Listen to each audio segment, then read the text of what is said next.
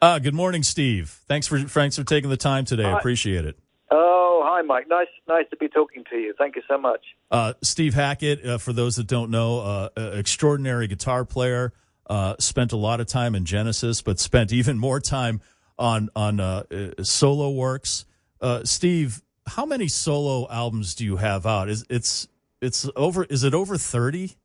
Yeah, it is actually. It's about 31, I think. Wow. Of course, there are more with all the live things. It might be. I've never counted them, to be honest.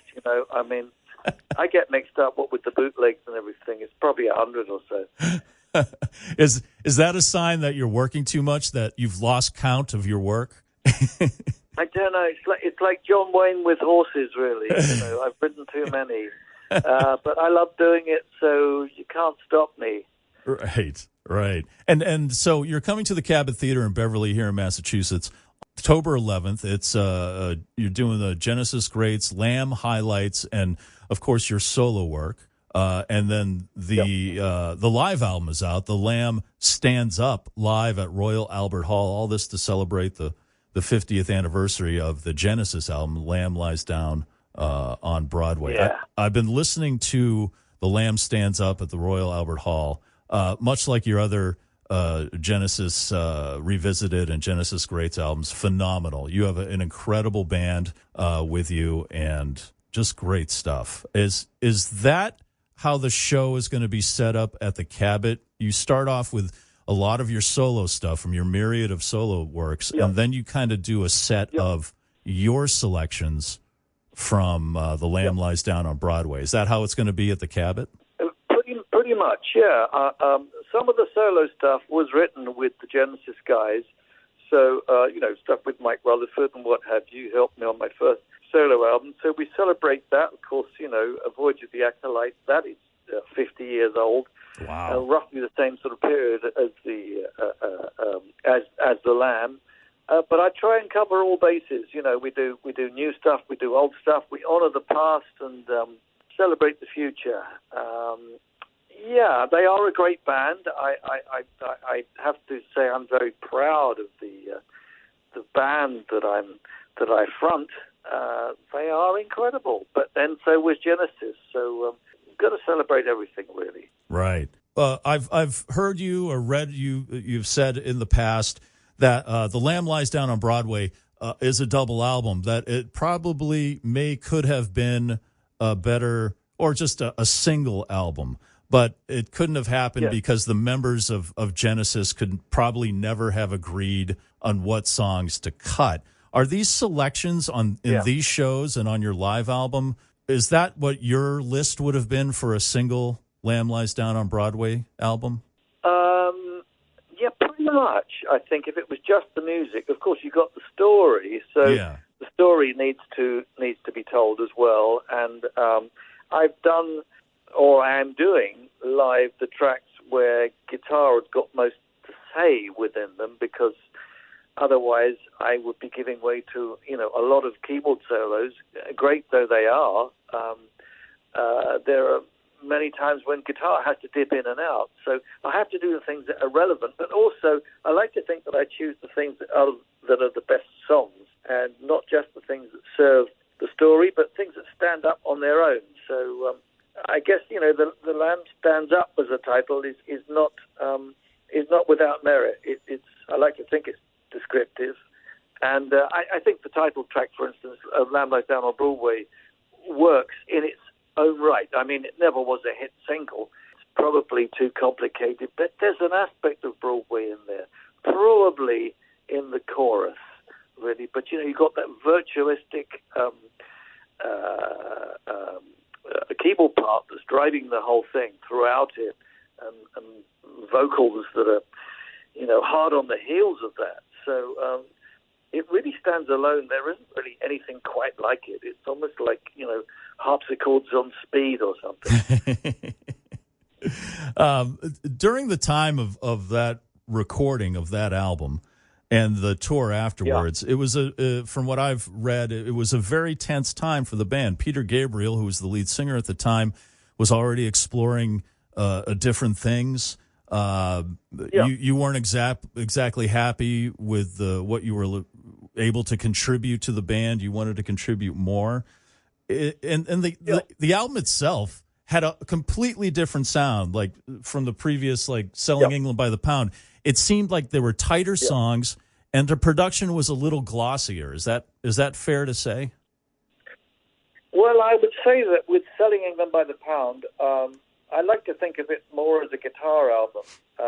Maybe the other guys would disagree, but there's just something about that. Whereas Lamb Lies Down on Broadway, it was harder to find moments where guitar could lead. But when I play it live, I do the things where guitar has most relevance to those songs. I do what I think is most iconic. So, everyone's very subjective about this. But I find when we get together as a band, and I saw them all recently, apart from Phil, who's not well these days, which is a very sad state of affairs, I think we were all pretty much agreeing about everything. Yeah, the tacit agreement is that, maybe it would have been tighter, of course, as a single album, but then you wouldn't get all the experimental stuff. And all the stuff that I like to think is influenced perhaps other bands. Now, I might be sticking my neck out saying that, but I can hear moments that are reflected in other people's work, and I'm very proud of that. I agree. I hear a lot of stuff where bands that have come after this album, where I'm thinking, oh, this must be where they got that from. There's a lot of that on this album. It's funny, isn't it? It's a hybrid. That album, it's not just rock. It's much more than that. For those who like their rock to be rootsy, it's probably the wrong kind of album. But I get the feeling that maybe Zappa would have liked some of it. Lennon liked Genesis, which is great because we were all huge fans of that. But I think, music that has detail, maybe it's not for everyone. Some people like it rootsy, and that's fine as well. Yeah, I mean, England produced Status Quo, very rootsy. Right. But there's nothing wrong with rootsy music. I mean, I love blues. I love where it all came from. I loved Paul Butterfield.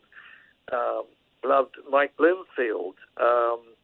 These guys who were celebrated really, after the event, they passed, but they were inducted into the Rock and Roll Hall of Fame. And I was so thrilled to see that because it was deservedly so. People go back and listen to those magnificent albums. So, happy to celebrate other people. Thank them for their input. When you were, you mentioned you got together with the other guys in Genesis, except for Phil. Yeah. Was there any talk? Is there any talk at all of working together? I'm not talking about Genesis, but just working on music together in general? There's never any talk of that. It's a funny thing. Whenever it comes up, it always gets shot down in flames by somebody, or the team stonewalls. It's never easy.